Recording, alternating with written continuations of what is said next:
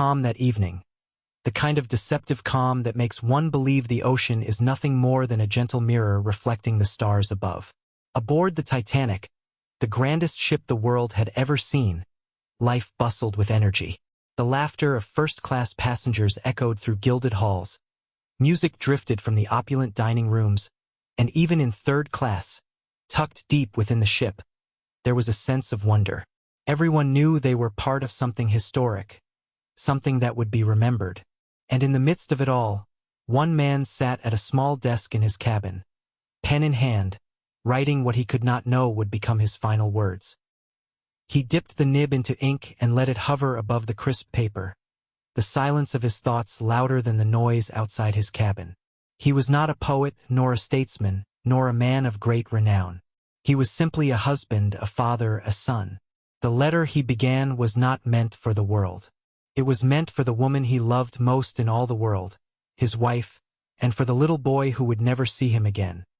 "My dearest Eleanor," he wrote, his hand trembling only slightly. "The Titanic is unlike anything you could imagine. The chandeliers alone seem as if they were hung from heaven itself, glittering with light that feels almost too grand for mortal men. The halls stretch on as though they have no end, and I have walked them in awe, thinking all the while of how you would marvel at them. But no matter the beauty around me, my thoughts drift always back to you." The scratching of the pen became the only sound in his cabin as he described the ship, its majesty, its power, and its promise. But slowly, his words turned inward, becoming not about what he saw but what he felt. He wrote of longing, of missing her hand in his, of the way their son's laughter had been the truest music he had ever heard. "I think often," he confessed in his letter, "that I may have been foolish to come on this journey without you. For all the wonders of this voyage, they pale beside the warmth of your smile." Outside, the Titanic pressed on through the dark Atlantic night, its engines beating like the steady pulse of some giant heart. Passengers dined, danced, and dreamed of the world awaiting them across the sea. But here, in the quiet of his cabin, one man poured his soul onto paper, unknowingly capturing a moment in history that would outlast steel, wood, and stone. As the ink dried upon the page, he set down his pen and looked at the letter. It was not finished, not yet. He wanted to say more, to fill the page with memories and promises. He wanted to speak of tomorrow, of New York, of the life that awaited them. And so he began again, his words spilling like a river he could no longer hold back.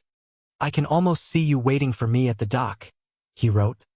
"Our son clinging to your skirts, his eyes searching the crowd for mine. I imagine lifting him high upon my shoulders, telling him that his father has returned from the sea, and that all is well. Oh, how I long for that day. It feels so near, and yet, even as I write, I feel the weight of distance heavier than the miles of water between us." The ship shuddered gently as it moved through the icy waters, but inside, the letter continued. He wrote of promises unkept, of dreams yet to be fulfilled, of the certainty of love that no distance could diminish. And then, almost as if some quiet premonition stirred in him, his tone shifted. "I do not know why," he confessed on the page, "but I feel compelled to write to you more urgently tonight. Perhaps it is the sea, endless and unknowable, reminding me that we are but fragile creatures in the hands of fate. Perhaps it is only my heart, yearning for yours. But I want you to know, should these words be the last I ever write, that you and our boy are the best of me. All that I am, all that I have ever been, belongs to you both." The clock struck, the hour passing unnoticed, and still the pen moved. The Titanic, the great marvel of man's ambition, steamed on into the night, unaware of the iceberg that lay waiting in the dark ahead. And in a small cabin, a letter lay half-finished, its words carrying the weight of love, fear, and fate. The night deepened, and the air outside grew colder. On deck, some passengers wrapped themselves in coats and scarves, gazing at the stars that burned like fire across the black heavens. Others retired to their cabins, lulled by the thought that they sailed upon an unsinkable wonder, a ship that mocked even the ocean itself. But in one quiet room, the lamplight still glowed, and a man's hand pressed steadily across the paper, shaping his thoughts into words that carried more than he knew. He paused, staring at the ink that shimmered faintly under the light. His heart ached, not from fear, but from longing. Every letter he wrote seemed like a small thread stretching across the miles, binding him back to the life he loved. He set the pen down for a moment, rubbed his tired eyes, and then picked it up again, determined to write until his heart had emptied itself. "My darling," he continued, "tonight feels different from the others. The ship is strong, and all aboard seem so certain of her power. But as I walk the decks and feel the vastness of the ocean beneath me, I cannot help but feel how small we truly are. Do you remember the evening we sat by the fire, and I told you that man had conquered the world? That our machines, our ships, our inventions had made us masters of fate? Tonight I feel differently. Tonight, I feel that the sea itself is greater than all of us." He let out a long breath, as though admitting a truth he had hidden even from himself. The Titanic pressed forward, its massive hull cutting through waters that grew colder by the hour. Somewhere in the darkness, unseen and unmoving, the iceberg waited, as silent and patient as eternity. But here, at this desk, the man's only enemy was time itself, the minutes slipping away as he tried to capture everything he needed to say. "Tell our boy," he wrote slowly, carefully, "that his father was proud of him, proud from the very first moment I held him in my arms. Tell him that I wished to see him grow, to teach him to read, to walk beside him as he discovered the world. I fear that I may not have enough days for such things, though I pray I am wrong. But should I not be there, let this letter remind him. I loved him more fiercely than words can hold." The ink smeared slightly as his hand shook, and he paused to steady himself, not with fear, but with emotion. For even as he wrote, he thought of the laughter he might never hear again, of the tender embrace he might never return to. The thought tightened his chest, but it also gave him strength. This letter would be his voice, echoing beyond time, beyond tragedy.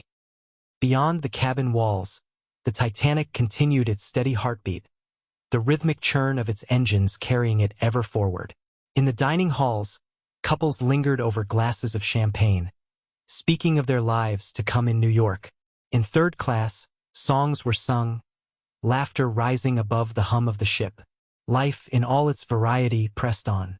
None aboard could know that the hours were numbered. Back at the desk, he began a new page. "Eleanor, do not grieve too long if fate should separate us. I beg you to find happiness again, to live for both of us. Our son will need your strength, your courage, and your love more than ever. Promise me, if you can, that you will carry on, not for me, but for him.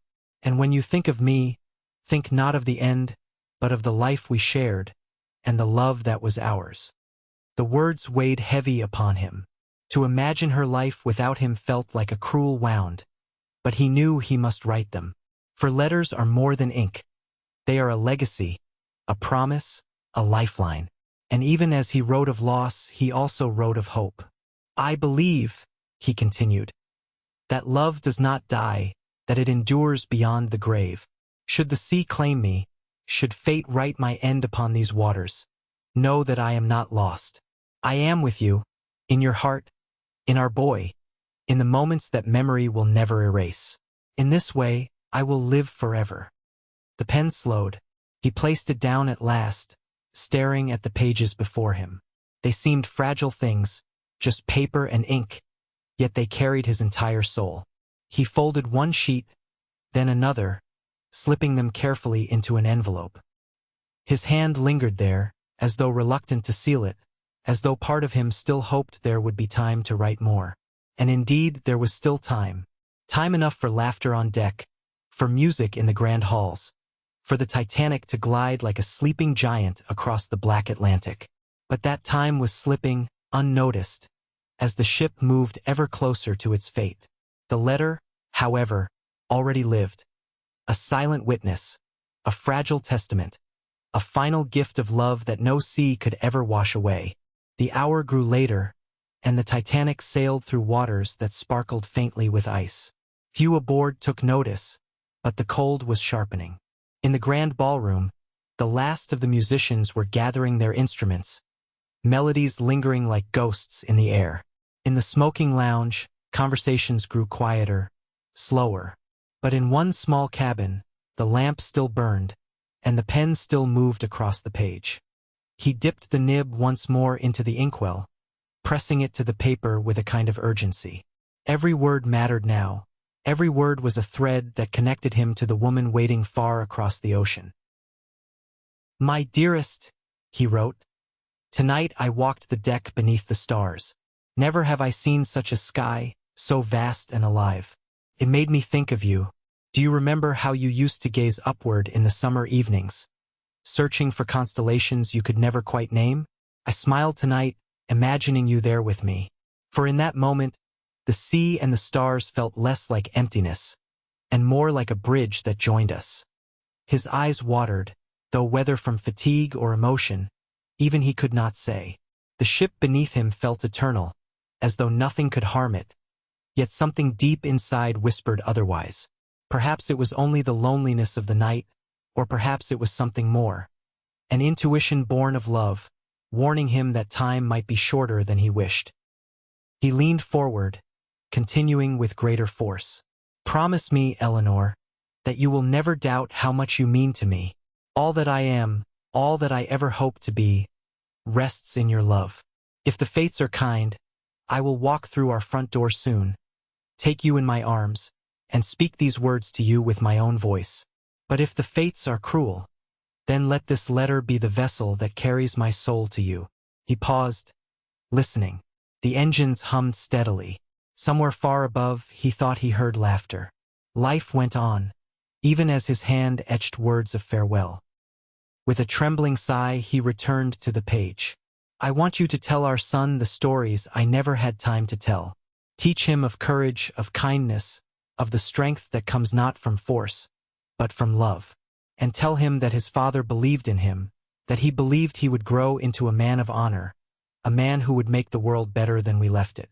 This is my greatest wish, my deepest prayer." The words poured out faster now, almost as if the sea itself pushed them forward. He no longer stopped to rest, no longer set the pen down. Each sentence carried the weight of goodbye, yet also the light of love that refused to dim. "Do you remember the orchard in spring?" he wrote suddenly, almost desperately. "The blossoms that fell around us like snow, the way you laughed when I brushed them from your hair? I hold onto that memory tonight, as though it were a shield. It reminds me that beauty can exist even in fleeting things. And so, though I may be lost, let me be like those blossoms, falling, but still beautiful in the moment before they touch the ground." Tears blurred his vision. He wiped them with the back of his hand, ashamed of his weakness, though there was no one to see. Alone in that cabin, he let himself feel all that he had held back. The fear, the love, the sorrow. And then, with quiet resolve, he pressed on. "The world will tell you that the Titanic is unsinkable, a triumph of man's genius. But tonight, staring out into the endless dark, I am reminded that we are all but travelers, carried where the tide of fate will take us. If this ship does reach New York, then I will fold this letter away, never needing to send it. But if it does not, then these pages will carry my heart to you, across whatever distance or time lies between us." He signed his name slowly, almost reverently. The ink shone wet and black, final and unchanging. For a long time he sat in silence, staring at the words, as though memorizing them, as though by sheer will he could press them into eternity. Outside, the stars still blazed. The sea was calm, deceptively calm, as though waiting. And in that small, flickering light of a cabin, a letter lay finished, a letter that carried love beyond the reach of life itself. The night of April 14th deepened, and with it came a stillness so profound it unsettled even the most seasoned sailors. The Atlantic stretched endlessly in every direction, a black mirror reflecting a sky heavy with stars. Passengers who ventured on deck that evening remarked on the cold, a biting chill that clung to their coats and whispered of unseen ice. In his cabin, the letter writer folded the pages carefully, slipping them into an envelope as though protecting a treasure. His heart ached, not only with longing for the woman he loved but with a strange unease that he could not quite name. Something about the quiet felt wrong, unnatural. Even the ship's engines, steady and reassuring, seemed almost muted, as though holding their breath. He decided to walk the deck one last time before sleep. The air struck him instantly, crisp and sharp, filling his lungs with a bracing clarity. Couples strolled arm in arm, their breath misting in the cold.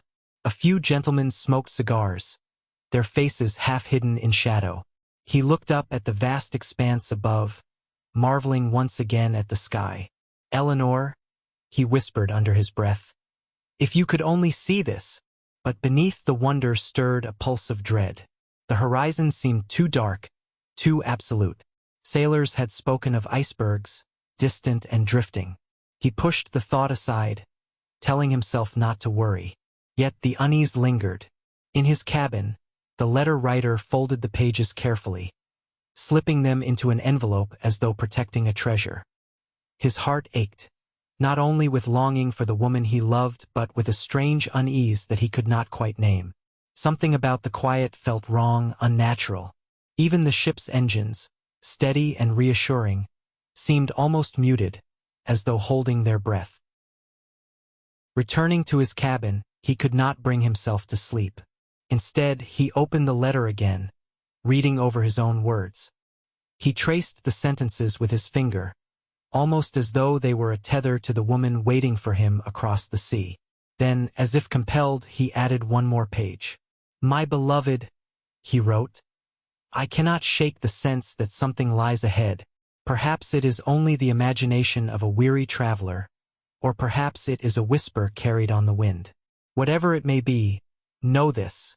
Should I not return, I go with your name on my lips and your love in my heart. Let no sorrow consume you, for you were the greatest joy of my life." He stopped, his hand trembling. For a moment, the silence pressed so heavily against him that he swore he heard the sea breathing. And then it came, the faintest, most distant sound, like a muffled scrape. Barely noticeable, yet enough to make him pause. He held his breath, waiting. Seconds later, the engines shuddered, then continued as though nothing had happened. The ship did not slow, did not turn. Most aboard remained unaware. But he knew something had changed. A vibration through the floor, a shift in the air. He rose, slipping on his coat, and stepped into the corridor.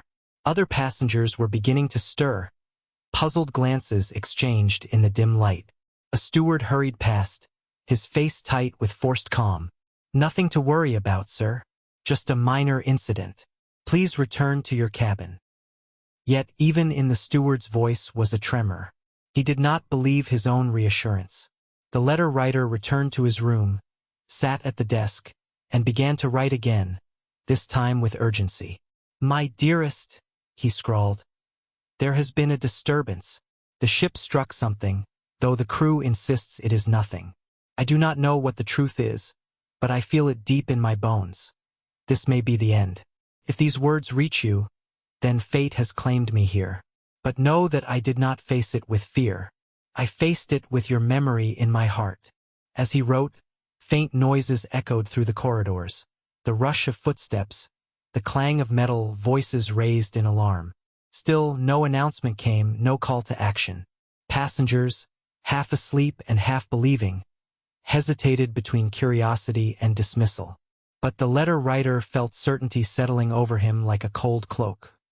He pressed on with his pen, writing as though racing time. "Eleanor, do not grieve the life we did not finish. Rejoice instead in the moments we did share. The orchard, the laughter, the touch of your hand.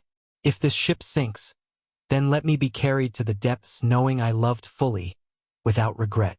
Outside, the Titanic slowed, water already seeping into her bow. But few yet understood. The great ship still stood proud, her lights blazing against the night. The decks bustled quietly with crew moving, but still, most passengers remained in their cabins. The man set down his pen at last, pressing the envelope to his lips before tucking it securely into the pocket of his coat. For now, there was nothing more he could write. His words were finished. All that remained was whatever fate awaited him above. The ship's grand illusion of invincibility began to falter. Though officers reassured passengers, word spread in whispers, carried from one uneasy face to another. The Titanic had struck an iceberg. Most could not believe it. How could something so vast, so perfect, be in danger? Yet in the lower decks, cold water already lapped against steel walls, creeping higher with every passing minute. He clutched the envelope against his chest as he stepped onto the deck. The night air bit into his skin like needles. Around him, confusion swirled. Men in evening coats, women in shawls, children still drowsy from sleep, all gathering in uncertain clusters. Some laughed nervously, treating it as a spectacle. Others demanded answers from crew members, who offered little more than strained smiles and quiet orders. Then came the call. Lifeboats were to be prepared. Few reacted with seriousness. Passengers resisted, reluctant to leave the warmth of the ship for the cold of the sea. "This vessel cannot sink," they muttered. But beneath the deck, water surged higher, a truth no denial could undo. The letter writer's heart pounded as he searched the stars overhead, as if looking for guidance. He thought of Eleanor, imagined her sleeping peacefully, unaware of the chasm opening between them. He pressed his hand into his pocket, feeling the edges of the envelope, and whispered, "You must reach her. You must survive, even if I do not." As the crew urged women and children forward, he stepped back, unwilling to push ahead. He knew there would not be enough boats for all. The arithmetic of fate was merciless, and he had already decided where he belonged. His place was here with the doomed. His letter, however, that must endure. He approached a young steward, thrusting the envelope into the boy's hand. "If you live, if you make it off this ship," he said firmly, "you must deliver this. Promise me." The boy, eyes wide with fear, nodded quickly before being swept away in the chaos. The man stood alone, his resolve hardening. He no longer wrote, but his letter lived on in another's grasp. He turned instead to memory, speaking softly to himself as though Eleanor could hear him across the ocean. "We were never apart," he said, tears stinging his eyes. "Even now, as the sea waits to take me, you are here, always here." Around him, the panic grew. The first lifeboats lowered, half empty, their ropes creaking as they descended into the freezing black. Women sobbed as they left behind husbands, lovers, brothers. Men waved from the railings, trying to smile bravely, their voices catching in their throats. A band began to play, soft and solemn, notes rising into the night like prayers. The letter writer gripped the railing, watching the lifeboats descend. His breath shuddered in the icy air, his body trembling not from fear but from the overwhelming flood of love and loss. He could almost see her face, the way her hair framed her eyes, the way her lips curved when she laughed. He whispered to that vision, "If these are my final hours, then I give them gladly, for the love we shared was worth 1,000 lifetimes." A terrible sound ripped through the night, a groan of metal bending, a shudder deep in the ship's core. The Titanic was dying. Water rushed faster now, consuming her lower decks. Yet still the music played, steady and unbroken, as though defying the darkness. He closed his eyes, letting the music carry him. The hymn was familiar, a melody of faith and surrender. His lips moved silently, shaping words meant only for her. "This is my goodbye, Eleanor, but not an end. For love such as ours cannot be ended by the sea." The ship tilted slightly, enough that passengers clutched the rails. Cries rose into the night, desperate and raw. Yet he stood calmly, feeling a strange peace wash over him. He had written his truth, spoken his heart, and given all he could. Nothing remained but to stand witness to the end. And so, with the Atlantic stretching infinite and cold before him, he whispered one last promise. I will wait for you, beyond the tide. The soldiers who had already landed earlier in the morning began sending back hurried reports. Some told of chaos, paratroopers scattered across hedgerows, men drowning under the weight of their packs, boats capsizing in the surf. Yet others described extraordinary bravery. Small groups pushing inland, destroying enemy guns, securing bridges against overwhelming odds. These fragments of news reached command posts and, in turn, were passed to families waiting thousands of miles away. For those at home, the silence of unanswered letters weighed heavily, for they could not know if their loved one had survived the first waves of fire. Back on the beaches, the sand itself had turned into a mixture of sea spray, smoke, and the iron scent of blood. Every step forward was paid for with unthinkable cost. Still, the soldiers pushed ahead, 1 foot into the water, then onto wet sand, then into the dunes crawling under barbed wire. Entire units were lost, but survivors regrouped, often strangers thrown together, relying only on trust and instinct. In those moments, nationalities blurred. Canadians dragged wounded Americans to safety. British troops covered advancing Rangers. French villagers emerged from hiding to guide columns through the backroads. This unity in desperation carried with it a strange strength. Amidst the terror, there were fleeting glimpses of humanity. An injured soldier handing his last canteen of water to another, or a medic shielding a fallen enemy because, in his eyes, pain recognized pain. It was in these actions that the letters soldiers had written, full of promises to loved ones, prayers for peace, dreams of coming home, were silently honored. For every man who fell, another carried forward the weight of his comrade's unfinished story. This unity in desperation carried with it a strange strength. Amidst the terror, there were fleeting glimpses of humanity. An injured soldier handing his last canteen of water to another, or a medic shielding a fallen enemy because, in his eyes, pain recognized pain. It was in these actions that the letters soldiers had written, full of promises to loved ones, prayers for peace, dreams of coming home, were silently honored. For every man who fell, another carried forward the weight of his comrade's unfinished story.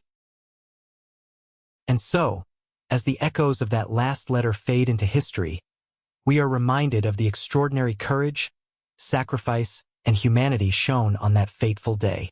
These words were never meant for us, yet they carry lessons we must never forget about the price of freedom, the weight of hope, and the power of love even in the darkest hours. If this story moved you, don't let it end here. Keep their memory alive by sharing this video so others may hear the voices of the past. Subscribe to our channel for more untold stories of history, letters, moments, and lives that shaped the world we live in today. And most importantly, let us never forget those who wrote their final words on the eve of battle. Their courage was real, their sacrifice everlasting.